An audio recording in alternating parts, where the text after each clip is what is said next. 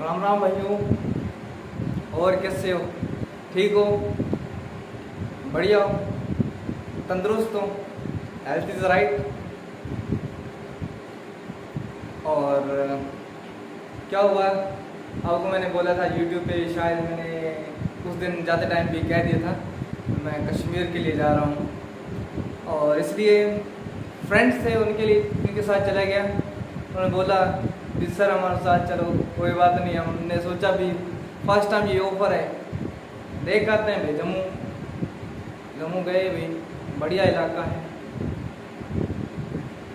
देखने वाला है, रोचक है, एकदम बढ़िया, फैंटास्टिक है भी खतरनाक एरिया है। जो चीज़ देखने को मिलती ना वही सेम टू सेम है ना। और आप ठीक हो सभी? ज़्यादा टाइम नहीं लेंगे आज।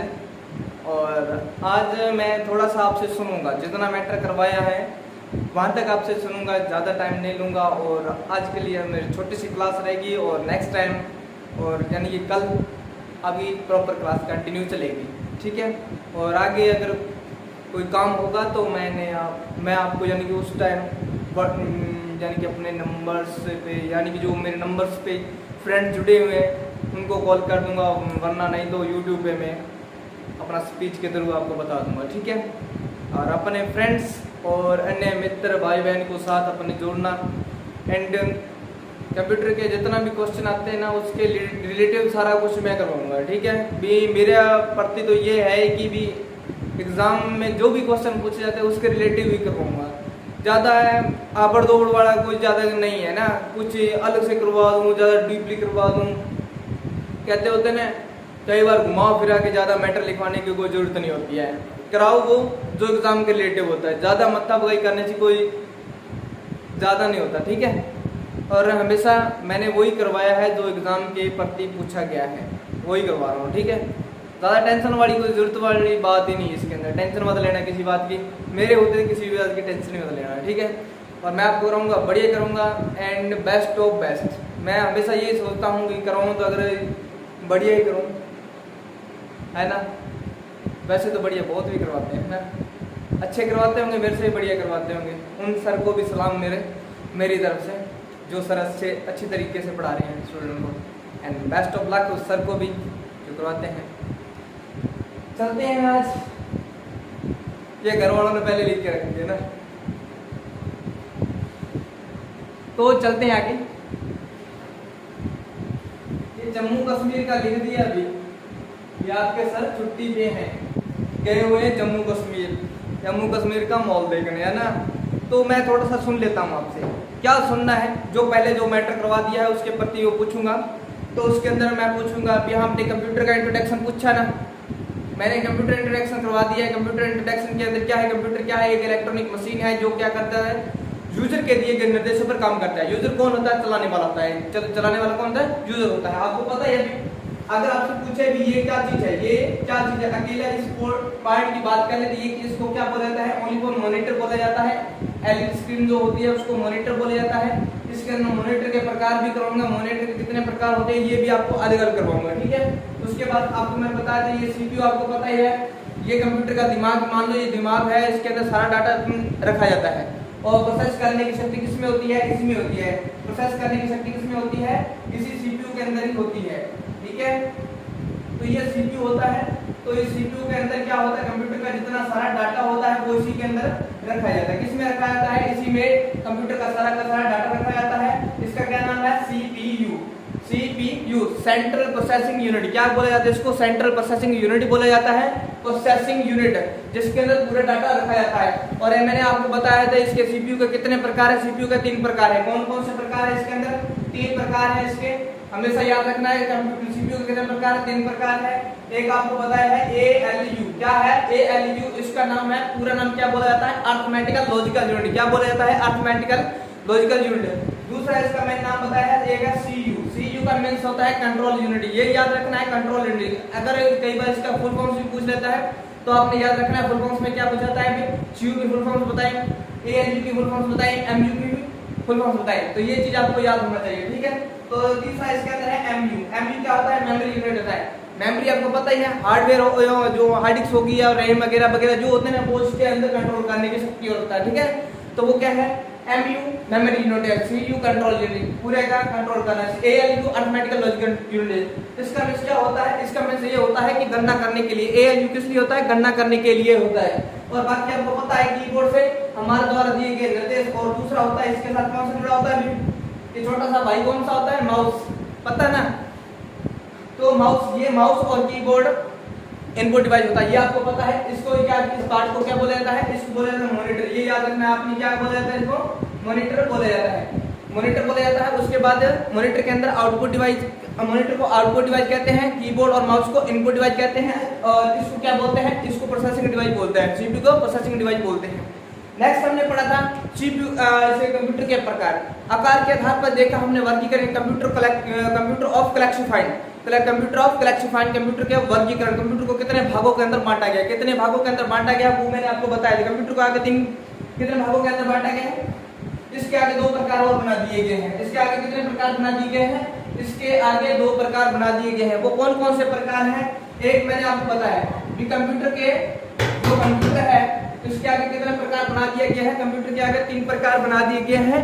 और इसके अंदर क्या है, कौन कौन से हैं पता है आपको, इसके अंदर मैंने बताया आपको 2 भाग इसके बनाए थे मैंने। एक को कौन सा बताया था, एक बताया था आपको कार्य के आधार पर, कार्य के आधार पर, और दूसरा कौन सा था हमारे, कार्य के आधार पर, कार्य के आधार पर, और दूसरा है आकार के आधार पर।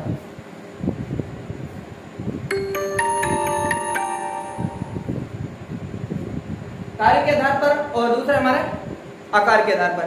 कार्य के आधार पर 3 बताया था आपको, पता है कौन कौन से, कार्य के आधार पर कौन कौन से, एक तो है एनालॉग, कौन सा है, एनालॉग, और दूसरा था हमारा कौन सा था, डिजिटल, डिजिटल, और तीसरा इसके अंदर बताया आपको हाइब्रिड। तीसरा कौन सा था इसके अंदर, हाइब्रिड था। हाइब्रिड क्या होता है, हाइब्रिड होता है मिक्स माल, मिक्स माल बोलते हैं इसको, यानी कि 2 चीजें का मिक्स हो जाता है, ठीक है, वो मिक्स माल वो नहीं है, ठीक है, गलत मत सोच लेना। मिक्स यानी कि हाइब्रिड क्या होता है, जिसके अंदर 2 यानी कि अणु मिले होना है ना, तो 2 से अधिक भी हो सकता है, साइंस में पढ़ते हैं 2 या 2 से अधिक, है ना, तो वैसी बात है। तो इसके अंदर क्या होता है कि इसका जो सभी का प्रकार वो इसमें मिलता है देखने को, यानी कि ये डिजिटल, ये हाइब्रिड किस लिए होता है, ये आपको कहाँ मिलेगा, ये सरकारी अस्पतालों के अंदर मिलेगा। ये क्या काम करता है, इसका काम होता है रोगियों के जांच के लिए होता है, डिजिटल संख्या के, ये संख्या को एडिटिंग करने के लिए होता है। एनालॉग क्या होता है, एनालॉग होता है आपको पता है विद्युत का तापमान, विद्युत का तापमान यानी कि वो क्या कहते हैं ना, हाँ विद्युत हो गया, तापमान हो गया, वायुदाब हो गया, तो इसके लिए कौन सा कंप्यूटर यूज किया जाता है, एनालॉग होता है, डिजिटल संख्या के लिए होता है। और ये हाइब्रिड आपको पता है रोगियों के जांच के लिए होता है। उसके बाद मैंने आपको पता है आकार के आधार पर, आकार के आधार पर मैंने कितने भागों के अंदर बांटा गया, इसको 4 भागों के अंदर बांटा गया है, और इसको 3 भागों के अंदर बांटा गया है। इसके 3 भाग हैं, और उसके कितने हैं, उसके 4 भाग हैं। इसके कितने भाग हैं, इसके 4 भाग हैं। ये याद रखना, आज मैं छोटी सी क्लास लूंगा, यानी कि छोटी सी क्लास के अंदर जो पहले वाले मैंने जो मैटर करवाया वो स्पेशल आपको रीडिंग करने के लिए, क्या है वो रीडिंग करवा रहा हूँ, जो यानी कि मैंने पहले करवा दिया है वो यानी कि आपका मैटर छूट ना जाए, उसको कंटिन्यू बनाए रखना है। क्या है, कंटिन्यू बना के रखना है, कंटिन्यू बना के रखेंगे तभी यानी कि वो चीज आपको याद रहेगी, ठीक है, कंटिन्यू ही रहना, ठीक है। अब देखो इसके अंदर इसके कितने भाग है, इसके 4 भाग है। कौन कौन से भाग है, आपको पहला भाग याद रखना है, कौन सा है, MICRO, माइक्रो कंप्यूटर। कौन सा है पहला हमारा, माइक्रो कंप्यूटर है। दूसरा मैंने आपको बताया, दूसरा क्या है, नहीं याद है तो याद करो, तो दूसरा कौन सा है, micro mini main frame super computer, micro mini main frame super computer, इतना याद रखना, माइक्रो मिनी कंप्यूटर हो गया, ये शॉर्ट में लिख रहा हूं थोड़ा। और थर्ड हमारा था मेन फ्रेम कंप्यूटर, और चौथा था हमारा, यहाँ पे लिख रहा हूं चौथा में, तो चौथा था हमारा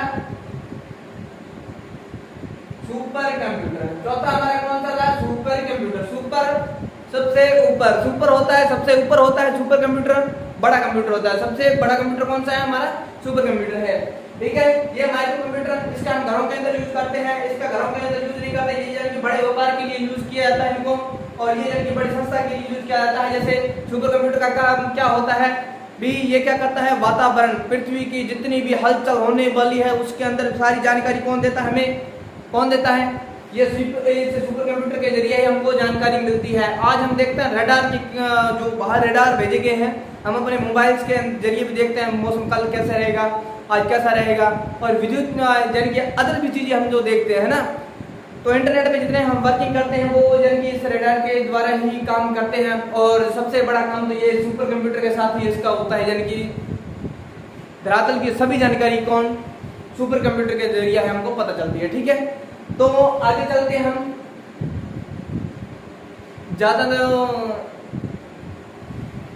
स्पीड कौन पढ़ाने लग रहे हो, है ना, तो थोड़ा टाइम लगेगा।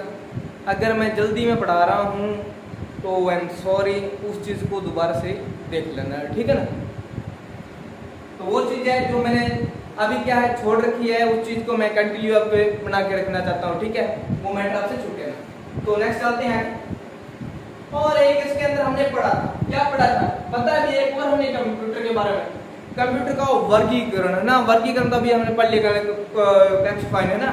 एक हमने इसका और भी पढ़ा था, पता है, उसको हमने 3 भागों के अंदर पढ़ा था, है ना, याद रखना, लिखा भी होगा आपने, अगर नहीं लिखा होगा तो वो कौन सी क्लास है देख लेना, है ना। ये मैंने करवाया था ना हार्डवेयर एंड सॉफ्टवेयर, उससे पहले जो करवाए थे वैज्ञानिक, उससे वैज्ञानिक से पहले जो हमने करा था, कौन सा वैज्ञानिक हमने पढ़ा था उसके अंदर, ये पढ़ा था हमने पास्कल पढ़ा था, पास्कल नहीं, अबेक्स पढ़ा था। हाँ, अबेक्स के टाइम में वो मशीन आई थी, गणना करने वाली मशीन, यानी कि अबेक्स ने निर्माण किया था सर्वप्रथम। अबेक्स कहाँ का था, ये अबेक्स था चाइना का था, और इन्होंने सर्वप्रथम गणना करने वाली मशीन बनाई थी, कौन सी, कैलकुलेटर का निर्माण किया था। उसके प्रति ही कंप्यूटर का निर्माण किया गया, उसके भी निर्भर ही, यानी कि उसके प्रति, यानी कि कंप्यूटर का किस लिए यूज किया गया, भी कैलकुलेटर तो ओनली फॉर गणना करेगा, तो उसके प्रति उन्होंने क्या सोचा कि अदर और भी चीज बनाई जाए, यानी कि उसके अंदर हमारा डाटा भी रखा जा सकते हैं, और हमारी पर्सनल जो डाटा है उसके अंदर सेव करके भी रखा जा सकता है, और यानी कि कभी भी उसका यूज कर सकते हैं। तो इसके कारण उन्होंने धीरे धीरे कंप्यूटर का निर्माण किया, ठीक है। और कंप्यूटर के पितामह कौन है, चार्ल्स बेबेज है, और उसके अंदर जो कंप्यूटर के पितामह आपको मैंने बताया भी चार्ल्स बेबेज, और चार्ल्स बेबेज का ऑनलाइन क्यों कहा जाता है, क्योंकि उन्होंने कंप्यूटर का जो बाहर का पार्टीशन है ना वो उन्होंने बनवाया था। लेकिन मेन इसका कौन है, मेन जो मेंबर्स है वो कौन था, अगस्टा एडा, है ना। तो अगस्टा एडा ये फ्रांस के थे, ये तो इन्होंने क्या किया था, ओनली पर मशीनों का निर्माण किया था। चार्ल्स बेबेज ने, यानी कि इन्होंने पितामह के रूप में इसको जाना जाता है, इनकी कंप्यूटर का जो बाहरी जो पार्ट है उनको इन्होंने बनाया था, यानी कि उसका डिजाइनिंग किया था, ये कह सकते हैं हम। तो और इसमें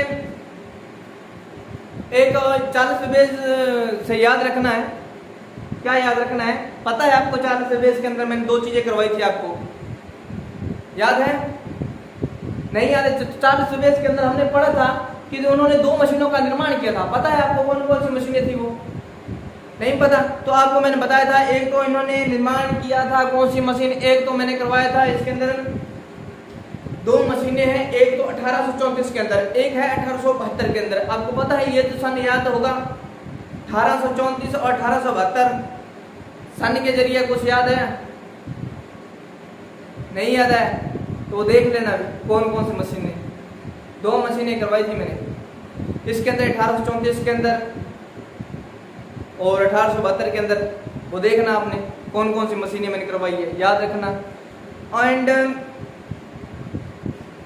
उसके बाद हमने पढ़ा था वैज्ञानिक, कुछ पढ़े थे वैज्ञानिक, हमने पढ़े थे पास्कल एक वैज्ञानिक है, एक मशीन है और एक लैंग्वेज है। ये तीसरी जनरेशन के अंदर पास्कल लैंग्वेज आई थी, पास्कल लैंग्वेज तीसरी जनरेशन के अंदर आई थी, और तीसरी जनरेशन के अंदर कंप्यूटर का महाविष्कार हुआ था। क्या हुआ था उस टाइम में, कंप्यूटर के साथ कीबोर्ड और माउस का यूज होने लगा था। पहले माउस का और कीबोर्ड का यूज नहीं होता था, क्योंकि उस टाइम पहले जो फर्स्ट और सेकंड जनरेशन हमने जो पढ़ा था, तो उसके अंदर क्या था, फर्स्ट और सेकंड जनरेशन के अंदर कंप्यूटर को जो आकार था बहुत बड़ा था, यानी कि बड़े कक्ष के अंदर रखा जाता है, बड़े हॉल के अंदर रखा जाता है, वहाँ पे पंखों की जरूरत होती है क्योंकि उसकी हीट ज़्यादा होती है, यानी कि वो ज़्यादा यानी कि हीट के कारण उसका कोई भी पार्ट है वो क्या कर सकता है, डैमेज हो सकता है। ठीक है, यानी कि उसको बदलने के लिए बहुत टाइम लगता था। तो उसके बाद उन्होंने धीरे धीरे छोटे कंप्यूटर का आविष्कार किया। हमने उसके बाद हम बात करते हैं जनरेशन की। जनरेशन हमने पढ़ा था अभी, जनरेशन कितनी है हमारी, जनरेशन किसको बोला जाता है, पीढ़ियां बोली जाती है। जनरेशन हमारी क्या है, पीढ़ियां। पीढ़ियां कितने प्रकार की हैं, ये मैंने आपको बताया। पीढ़ियां कितने प्रकार की है, प्रकार इसके कितने हैं, 5 प्रकार है। पीढ़ियों के प्रकार कितने हैं, 5 प्रकार है। पहला हमने पढ़ा था, पहला आपने याद रखना फर्स्ट जनरेशन। फर्स्ट जनरेशन का टाइम मैंने बताया था, क्या बताया था, साइंस के अंदर आपने 2 याद रखना है। क्या है, 2 सन याद रखना है। कई बार आपको याद नहीं रहता है और कई बार एग्जाम में आ जाते हैं, ये 2 भी सन आते हैं, आपने हमेशा याद रखना है। ये करनी राइट है एकदम। 1900 आपको पता है, एक मैंने 1942 लिखवाया है और एक 1949 लिखवाया है ना, तो इसके अंदर कोई डाउट नहीं है, ये दोनों सन एकदम करेक्ट है। अगर ये लिखा होगा तो यहाँ पे ये 1942 नहीं दिया होगा, अगर 1942 नहीं दिया होगा तो 1949 लिखा होगा। तो इसका जो टाइम है आपने मैंने बताया इसको 10 साल आगे चला जाना। ठीक है, तो यहाँ पे 10 साल तो नहीं बनेंगे, तो वैसे मैं यहीं से जैसे यहाँ से 1942 से 1956 याद रखना है, यहाँ से फास्ट नाम आपने 1956 तक याद रखना है, 1949 1942 और उसके आगे कितना रखना है, 1956 याद रखना है। ठीक है, उसके अंदर जैसे इसके अंदर घटक कौन सा था, आपको घटक कौन सा था, मैं लिखा है भी को वैक्यूम ट्यूब। क्या है इसका, वैक्यूम ट्यूब बताया है, वैक्यूम ट्यूब बताया है। और इसके अंदर जो भाषा थी कौन सी थी, एनईएफ की भाषा। कौन सी थी इसकी, एनईएफ भाषा थी। और इसके अंदर यानी कि डाटा को रखने के लिए चुंबकीय ड्रम का यूज किया जाता है। नेक्स्ट हम बात करते हैं सेकंड जनरेशन। किसकी बात करते हैं, सेकंड जनरेशन। अब यहाँ पे 56 लिख देना है आपने, 1956। तो 56 से चला जाना है कहां तक, 56 से कहां तक चला जाना है हमने, 56 को उल्टा लिख देना, 65 हो जाएगा। 56 को उल्टा लिखने से 65 हो जाएगा। अब यहाँ का घटक है, ये घटक कौन सा है, इसका ये घटक है, इसका कौन सा था, इसके ट्रांजिस्टर। इसके अंदर जो घटक था वो कौन सा था हमारा, वो था ट्रांजिस्टर। ट्रांजिस्टर इसका घटक था, मेन कंपोनेंट था जिस पे ये चलता था। ठीक है, और नेक्स्ट इसके अंदर जो भाषा थी कौन सी थी, कोबोल और फोर्ट्रॉन। कोबोल और फोर्ट्रॉन, CO का मिक्स होता है कोबोल और BAL, कोबोल और फोर्ट्रॉन। इसका कोबोल का होता है कॉमन बिजनेस ओरिएंटेड लैंग्वेज। इसके फुल फॉर्म से अगर पूछ ले, कॉमन बिजनेस ओरिएंटेड लैंग्वेज। और फोर्ट्रॉन का इतना याद है, फॉर का फार्मूला, ट्रन का ट्रांसलेशन, फार्मूला ट्रांसलेशन, हर एक फार्मूले के ट्रांसलेशन ये करता था। नेक्स्ट हम आगे चलते हैं थर्ड जनरेशन। तो थर्ड जनरेशन के अंदर आपको ये टाइम याद रखना है, कहां तक जाना है आपने, 1965 से लेके 1975 तक जाना है। कहां तक जाना है, 1975 तक जाना है। ये 10 साल आगे चले जाना है, थोड़ा याद रखना। आगे यहाँ पे दिक्कत आएगी आपको या बीच में दिक्कत आएगी, ठीक है, यानी लास्ट में दिक्कत आएगी थोड़ा सा। तो उसके बाद हमने तीसरी जनरेशन, इसके अंदर जो घटक था वो कौन सा था, आईसी। इसका पूरा नाम क्या है, आईसी का पूरा नाम है इंटीग्रेटेड सर्किट। क्या है इसका पूरा नाम, इंटीग्रेटेड सर्किट है। और इसके अंदर जो भाषा थी, इसके अंदर भाषा कौन सी थी, फोर्ट्रॉन फोर्थ थी और एक कोबोल थी। ठीक है, सॉरी पास्कल थी। फोर्ट्रॉन फोर्थ और पास्कल। पास्कल मैंने बताया था, पास्कल एक वैज्ञानिक है, पास्कल एक लैंग्वेज है और पास्कल क्या एक मशीन है। ठीक है, उसके बाद हमने बात करना है यहाँ पे तीसरी जनरेशन के अंदर बड़ा आविष्कार क्या हुआ था, इसके अंदर यानी कीबोर्ड। क्या हुआ था, इसके अंदर कीबोर्ड एंड कौन सा, माउस का यूज होने लग गया था। कंप्यूटर के साथ कीबोर्ड एंड माउस का यूज होने लग गया था। और नेक्स्ट चलते हैं हम चौथी जनरेशन के अंदर। चौथी जनरेशन का टाइम क्या है अभी, चौथी जनरेशन के अंदर टाइम आपने याद रखना है 1975 से लेके 1999 तक। क्या है अभी, 99 सॉरी 1990 तक। 1975 से 1975 से लेके 1990 तक ये जो टाइम है, ये चौथी जनरेशन का टाइम है। इसके अंदर जो क्या हुआ, कौन सा घटक था इसके अंदर, इसके अंदर था आपको क्या था अभी, VLSI। क्या है, VLSI। इसका पूरा नाम क्या है, VLSI का पूरा नाम क्या है, very large scale integration. Very large scale integration, very large scale integration. याद हो ही जाएगा ना, एक बार दो बार याद करवा दिया तो आपको याद हो जाएगा। ठीक है, तो उसके बाद ये कीबोर्ड और माउस का रहेगा इसके। ठीक है, और नेक्स्ट है हमारा पांचवी जनरेशन। नेक्स्ट हमारा कौन सा है, फिफ्थ जनरेशन।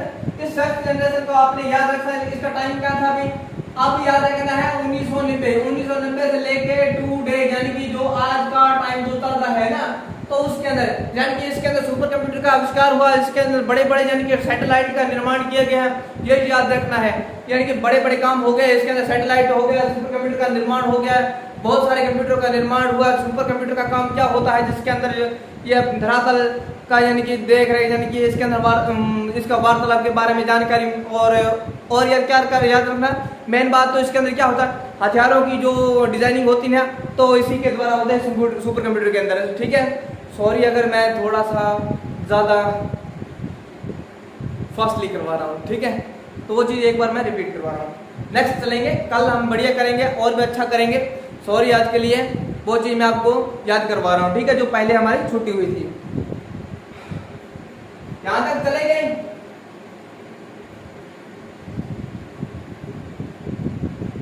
कमेंट में लिख देना भाई, कुछ भी लिखना हो तो कमेंट में लिख देना। अगर कोई भी क्वेश्चन हो तो आपके प्रति और गलती हो जाए तो सॉरी। ठीक है, उसके लिए सॉरी। और लास्ट टाइम हमारा हमने कौन सा पढ़ा था, एक हमने पढ़ा था अभी हार्डवेयर। क्या पढ़ा था, हार्डवेयर एंड कौन सा पढ़ा था, और हमने सॉफ्टवेयर। पता है भी, hardware and software. Hardware and software simple सा है, कोई ज्यादा दिक्कत वाली इसमें बात ही नहीं है। ठीक है, किसी एक तो थे में याद रखनी है, किसी याद रखने थे। एक तो देखो हार्डवेयर का हुआ है, सॉरी रास्ता नहीं। एंड हार्डवेयर क्या होता है, हार्डवेयर होता है जिस कंप्यूटर के वे सभी पार्ट जिसको हम देख सकते हैं और उसको छू सकते हैं। कौन कौन से, जो कंप्यूटर के पार्ट है, मॉनिटर है, कीबोर्ड है, सीपीयू है, जो वायर्स है, जैसे इसके साथ जो स्पीकर वगैरह जो भी आता है ना, तो उसको हम छू सकते हैं, देख सकते हैं। तो वो क्या है, इसके हार्डवेयर है। एंड सॉफ्टवेयर क्या होता है, सॉफ्टवेयर ओनली फॉर हम स्क्रीन पे देख सकते हैं और उसको छू नहीं सकते हैं। जैसे हमारे फोन के अंदर फोल्डर्स होते हैं ना, देखते हैं ना हम, जो आइकन्स होते हैं, फोल्डर्स को आइकन बोलते हैं। जो एप्स होते हैं उसको आइकन बोला जाता है। और यानी कि उसको हम ऐसे तो नहीं बाहर निकाल सकते हैं, नहीं निकाल सकते ना, तो उसी को हम स्क्रीन पे ही काम करते हैं, उसका जरिया है ना। तो वो होता है सॉफ्टवेयर, वो सॉफ्टवेयर के प्रति ही काम करता है। तो सॉफ्टवेयर का काम क्या होता है, सॉफ्टवेयर जो होता है ओनली फॉर हम उसको स्क्रीन पे ही देख सकते हैं, यानी कि इसके प्रोग्रामों को स्क्रीन पे देख सकते हैं, उसको छू सकते हैं नहीं, देख सकते हैं ओनली फॉर। और जो हार्डवेयर का जो पार्ट है उसको छू सकते हैं और देख सकते हैं। ठीक है, इसके अंदर इतना ही याद रखना है।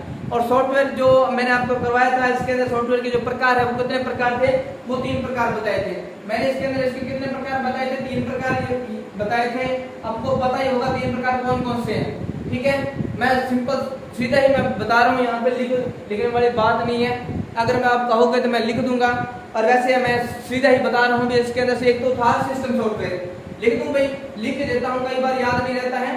सिस्टम, तो सिस्टम सॉफ्टवेयर होता है। क्या है तो सिस्टम सॉफ्टवेयर क्या होता है, जो कंप्यूटर का पूरे का मैनेजमेंट करता है, जो मैनेजर होता है, जैसे कह सकते हैं उसको चलाने का प्रतिनिधि होता है, वो क्या होता है, सिस्टम सॉफ्टवेयर होता है। तो सिस्टम सॉफ्टवेयर आपने याद रखना है कौन कौन से होते हैं। तो सिस्टम सॉफ्टवेयर जितने भी आपने विंडोज याद रखने, क्या है ये मैंने विंडोज लिख रखे हैं। विंडोज कौन कौन सी है, विंडो 95 हो गया, 97 हो गया, 98 हो गया, 97 हो गया, विंडो 10 हो गया, विंडो 8 हो गया। और ये विंडो 8 के जरिए याद रखना है, विंडो 8 एक ऐसा विंडोज है जिसके अंदर स्टार्ट बटन नहीं होता। ये एग्जाम में कई बार पूछा गया है कि ऐसा कौन सा ऑपरेटिंग सिस्टम है जिसके अंदर स्टार्ट बटन नहीं होता, यानी कि विंडोज के अंदर पूछ सकता है ऐसी कौन सी विंडोज है जिसके अंदर स्टार्ट बटन नहीं होता, तो वो कौन सी है, विंडो 8 है। ठीक है, आगे और भी विंडोज आ जाएंगी, वो हम नेक्स्ट आएगी तो आपको मैं बता दूंगा। ठीक है, उसके बाद हमने पढ़ा था कौन सा, एक हमने पढ़ा था एप्लीकेशन। कौन सा पढ़ा था हमने, एप्लीकेशन जो पढ़ा था, जो एप्लीकेशन था, एप्लीकेशन जो सॉफ्टवेयर है, इसके अंदर क्या है, एप्लीकेशन सॉफ्टवेयर किस लिए बनाया गया, जो उसके अंदर हम अपना काम करते हैं, तो वो क्या है, एप्लीकेशन सिस्टम सॉफ्टवेयर होता है। जिसके अंदर जैसे हम कंप्यूटर के अंदर पढ़ते हैं, एक्सेल हो गया, माइक्रोसॉफ्ट ऑफिस हो गया, एंड जैसे एमएस पेंट हो गया वगैरह वगैरह जो भी होता है ना, तो वो क्या है, एप्लीकेशन सॉफ्टवेयर होता है जिसके अंदर हम अपना वर्क करते हैं। एक आपने याद रखना है, तीसरा हमारा था यूटिलिटी। क्या है,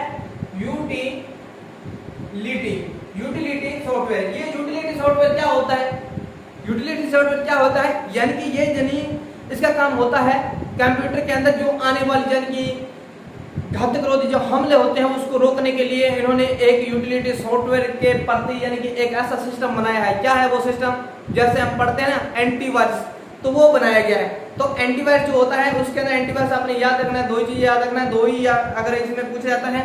मोबाइल के अंदर और भी सर्च मार लेना, आपके पास बड़े बड़े मोबाइल है भाई, तो उसके अंदर देख लेना भी एंटीवायरस कौन कौन से होते हैं। एग्जाम में पूछ लेता है भी एंटीवायरस कौन कौन से है, मैं तो आपको सीधा सा 2 ही बताऊंगा। एक तो अगर एग्जाम में पूछा जाता है तो एक तो आपने याद रखना है इसके अंदर यूटिलिटी सॉफ्टवेयर के प्रकार कौन से हैं, वो ऐसे पूछ लेगा। तो आपने एक याद रखना है एंटीवायरस है और दूसरा कौन सा है, बैकअप है। एक बैकअप है और एंटीवायरस है, ठीक है, ये दो चीजें ही याद रखना है, ठीक है। तो इतना ही करवाया था मैंने, सॉरी, और नेक्स्ट टाइम मिलते हैं कल, और आज के लिए इतना ही, धन्यवाद, ठीक है। कल हमारी क्लास और भी बढ़िया करवाऊंगा, ठीक है। धन्यवाद and God bless you and other student. अपने फ्रेंड्स को भी जोड़ना है, ठीक है भी। Thank you, love you.